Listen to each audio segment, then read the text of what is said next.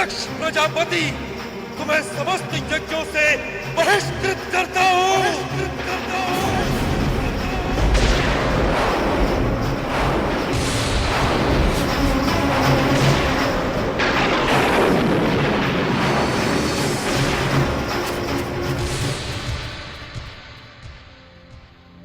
हे दक्ष, ब्रह्मदेव ने तुम्हें दक्षों का प्रजापति क्या बनाया? अहंकार में वशीभूत हो गए?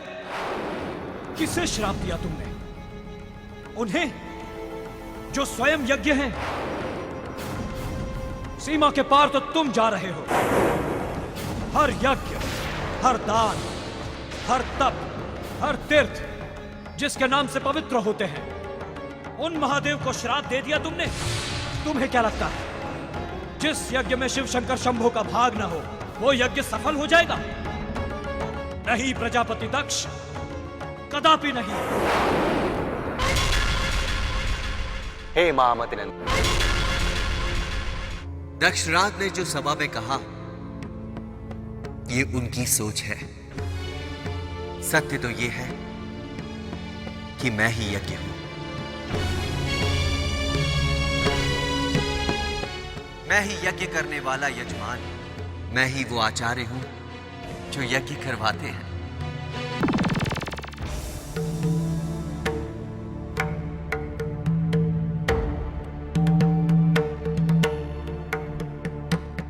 माता, पिताश्री इतने क्रोधित क्यों दिखाई दे रहे हैं? ऐसी क्या बात हुई होगी? लेकिन पिताजी तो नैमिषारण्य पर्वत पर गए थे ना? वहां पर उनकी एक सभा थी।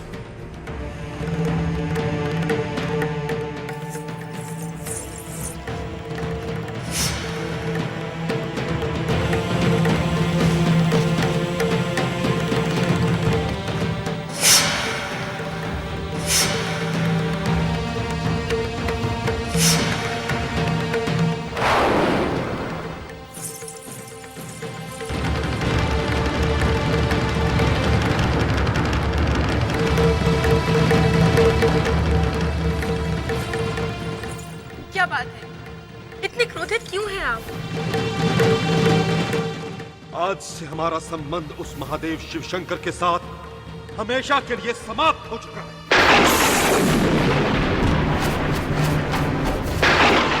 हमने उस संबंध को अग्नि में जला दिया है।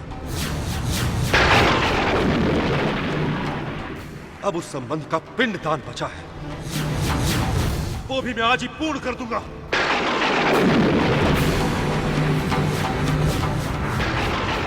क्या कह रहे हैं आप? कैसी बहकी बहकी बातें कर रहे हैं? जिन महादेव शिव शंकर के बारे में आप कह रहे हैं, वो हमारी सती के पति हैं। सती उसी घर में रहती है। क्या उस रिश्ते का पिंडदान कर देंगे आप? हाँ, उस संबंध का भी पिंडदान करूंगा मैं। आज शिव शंकर ने मेरे मान पर चोट की है, मेरे मान पर, दक्ष प्रजापति के मान पर। और मैं इस अपमान को कदापि नहीं भूल सकता, कदापि नहीं। लेकिन इसमें सती का क्या दोष है? उससे संबंध क्यों तोड़ रहे हैं आप? आज ही प्रतीत हो रहा है कि सती और रुद्र के विवाह के पीछे मेरा भय निराधार नहीं था। अब उस रुद्र के कारण मुझे अपनी सती से भी संबंध तोड़ना होगा। सती को अपना पत्नी धर्म निभाते हुए रुद्र का साथ देना होगा, और न चाहते हुए भी मुझे अपने कलेजे के टुकड़े अपनी बेटी सती से दूर होना पड़ेगा।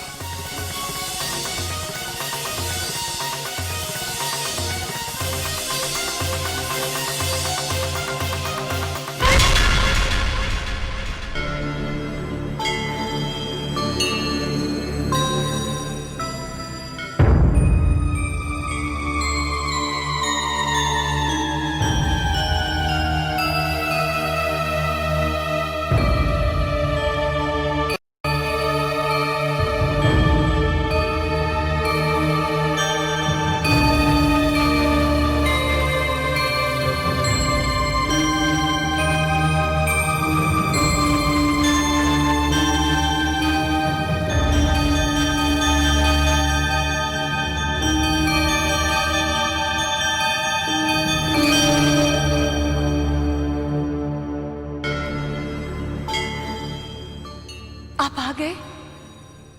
नैमिसारण्य पर्वत से आने में इतनी देर लगा दी?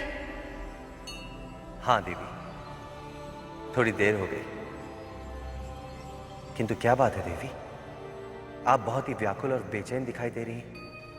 पता नहीं क्यों स्वामी, मेरा मन बहुत घबरा रहा है। ऐसा लग रहा है जैसे कोई अशुभ, कोई अमंगल होने वाला है। देवी, ऐसी क्या बात है? आपके नैमिसारण्य पर्वत जाने के पश्चात मैं पिताश्री के घर गई थी, परंतु वहां से विदाई के समय एक ऐसी घटना घटी जो मुझे बहुत बेचैन कर रही है। कैसी घटना देवी? वहां से विदाई के समय माताश्री ने शगुन के रूप में चावल, दुर्वा और सुपारी दी थी।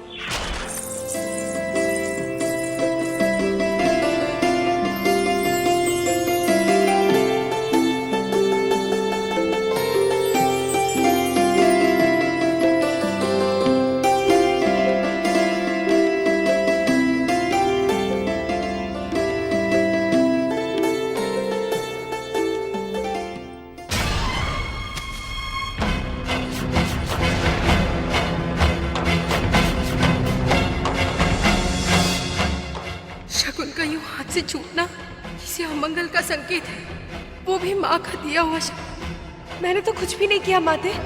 ऐसा लगा जैसे किसी ने मेरा आंचल खींचा और आंचल हाथ से स्वयं छूट गया। अवश्य कुछ अमंगल होने वाला है।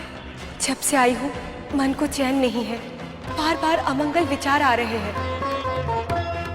देवी, आप अशुभ और अमंगल सोचकर चिंतित हो रही हैं, किंतु सत्य तो ये है कि हर अशुभ और अमंगल में शुभ और मंगल छुपा होता है। आपका तथ्य समझी नहीं स्वामी। देवी, जिसे अशुभ और अमंगल सोचते अथवा कहते हैं, यथार्थ में वो होनी है जो कर्मों से बंधी होती है। देवी, वो कर्मों की गति है जो हर प्राणी मात्र को भोगनी पड़ती है। देवता, मानव, दानव, चाहे कोई भी हो, उस कर्म की गति से ना कोई बच सका है और ना ही कोई बच सकेगा। इसीलिए हे देवी, भविष्य को सोचकर वर्तमान से दृष्टि हटाना ठीक नहीं है। जो भी होगा वो अच्छा ही होगा। आप ये सोचकर अपने मन को शांत कर लीजिए, अपने दुखों का त्याग कर दीजिए। देवी, आइए। आपकी बातों ने मेरे मन को और भी विचलित कर दिया है। अब यही प्रार्थना है कि भविष्य में जो भी हो उसका सामना करने की मुझ में शक्ति हो। शिल्पकार, तुमने मेरी आज्ञा की अवहेलना की है। मेरी आज्ञा का उल्लंघन करते हुए तुमने तो दुर्गा की मूर्ति बना डाली। तुम्हारा दंड है कि अगले आने वाले 9 दिनों के भीतर तुम्हें हमारी कुल देवी के मंदिर का निर्माण कार्य संपन्न करना होगा। परंतु दानवराज, इतने कम समय में ये संभव नहीं है। दानवराज, क्यों संभव नहीं है? हम जितना भी प्रयास कर ले, लेकिन ये पूर्ण होगा नहीं महाराज। हमें क्षमा करे दानवराज, हमें क्षमा करे। तो फिर ठीक है। बुद्धि, आज्ञा दानवराज। इस शिल्पकार के दोनों हाथ काट दो। दया कीजिए दानवराज, दया कीजिए। नहीं, छोड़ दीजिए मेरे पति को। नहीं, इतना कठोर दंड मत दीजिए मेरे पति को। मैं तेरे पति को दंड क्यों ना दूं? उसने पहले तो दुर्गा की मूर्ति बनाने का दुस्साहस किया और फिर बोलता है 9 दिन के अंदर मंदिर का कार्य पूरा नहीं कर पाएगा। दया करो दानवराज। क्यों? क्योंकि 9 दिनों का समय पर्याप्त नहीं है।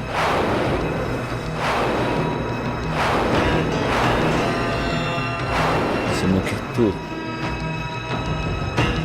चुप रहे।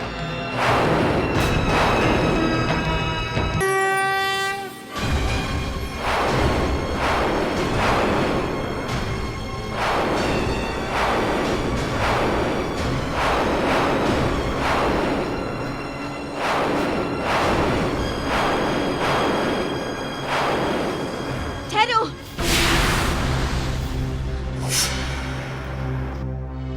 दानव राज जो चाहते हैं वो 9 दिनों में पूरा हो जाएगा। सच?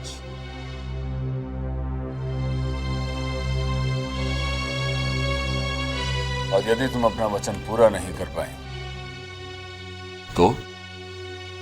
दानव राज, मैं आपसे विनती करती हूँ, आपका मंदिर 9 दिनों में पूर्ण हो जाएगा। मैं आपको वचन देती हूँ। मैं ये कह रहा हूं कि किसी भी कारण यदि तुम अपना वचन पूरा नहीं कर पाए तो आप जो चाहे वो दंड मुझे दे सकते हैं। आपका हर दंड मुझे स्वीकार होगा। तो ठीक है, मैं तुम्हें 9 दिन देता हूं अपना कार्य पूर्ण करने के लिए। छोड़ दो इसे। सुमुखी, मैंने तो अपना वचन पूरा किया, अब तुम्हारी बारी है। नहीं तो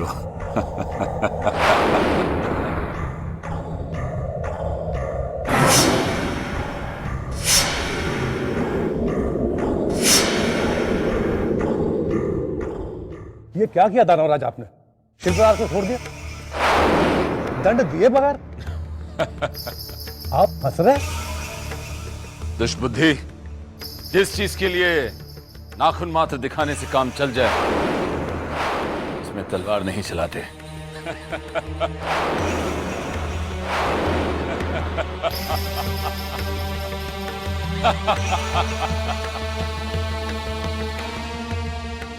उस शिल्पकार को दंड देना, उस भय का निर्माण करना है दुष्टबुद्धि,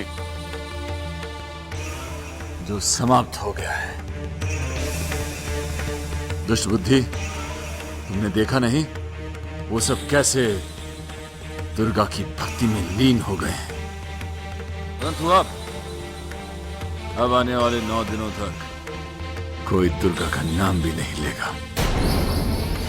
जब भी कोई दुर्गा की उपासना के बारे में सोचेगा उसे मेरा यह खड़ग अपनी गर्दन पर लटकता हुआ दिखेगा। और ऐसे इन नवरात्रों में कोई व्रत लेने के योग्य ही नहीं रहेगा।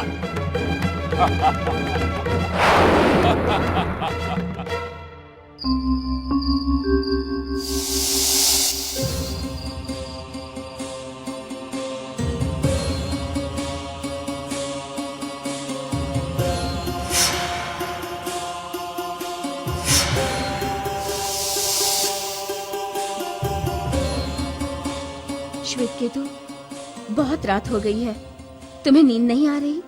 नहीं दीदी, ऐसा लगता है कि जैसे ऐसे ही माँ दुर्गा की मूर्ति को एकटक देखता रहूं। मन को बहुत शांति मिलती है। तो फिर ठीक है, तुम माँ दुर्गा की मूर्ति को यूं ही निहारते रहो।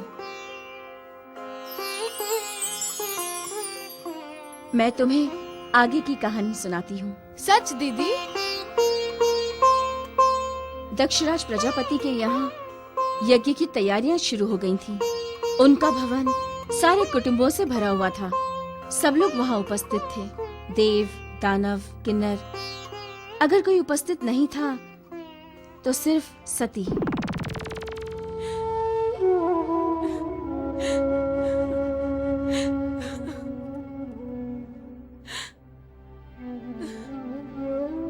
माँ, अब शांत भी हो जाइए।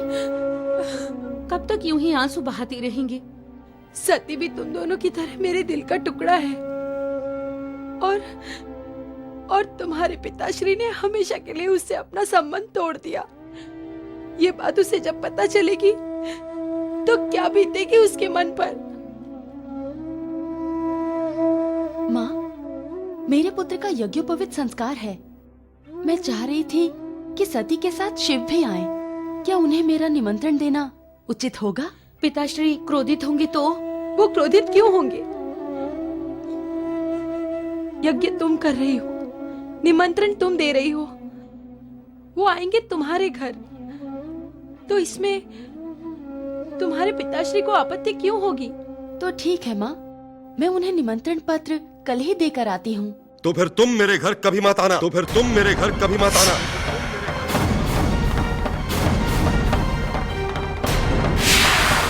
ये आप क्या कह रहे हैं? वही जो तुम सुन रही हो चारू। एक बात स्मरण रहे, जो कोई भी सती या फिर उसके पति शिव से संबंध रखेगा, उसका संबंध हमारे साथ वहीं समाप्त हो जाएगा। उसका संबंध हमारे साथ समाप्त हो जाएगा।